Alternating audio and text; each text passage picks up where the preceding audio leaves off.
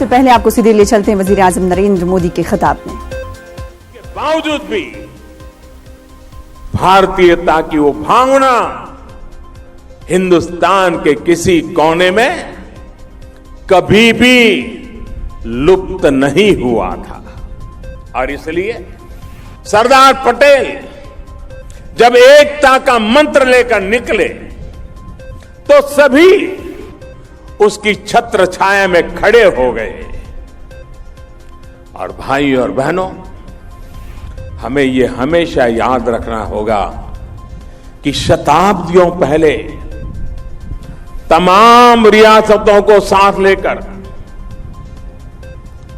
राजे रजवाड़ों को साथ लेकर के, अलग अलग परंपराएं विविधताओं को साथ लेकर एक भारत का सपना लेकर राष्ट्र के पुनरुद्धार का सफल प्रयास करने वाला हमारे इतिहास में एक और नाम था, और वो एक नाम था चाणक्य का।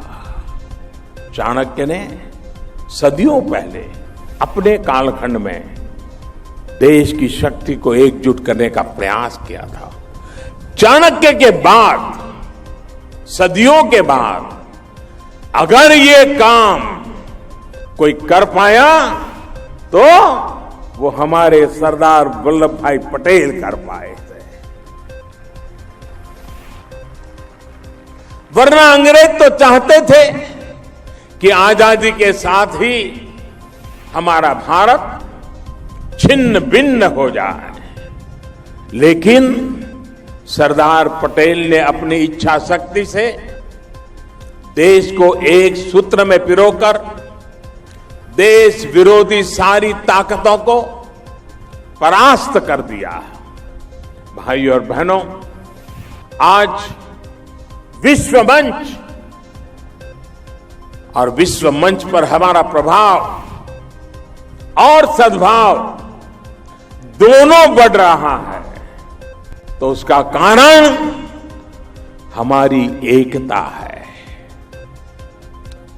विविधता में एकता, ये हमारी पहचान है। आज पूरी दुनिया भारत की बात गंभीरता से सुनती है, तो उसका कारण कश्मीर से कन्याकुमारी, अटक से कटक, एक राष्ट्र श्रेष्ठ राष्ट्र, महान संस्कृति, महान परंपरा, यही तो हमारी शक्ति है और यही एक हमारा कारण है। आज भारत दुनिया की बड़ी आर्थिक ताकतों में अपनी जगह बना रहा है।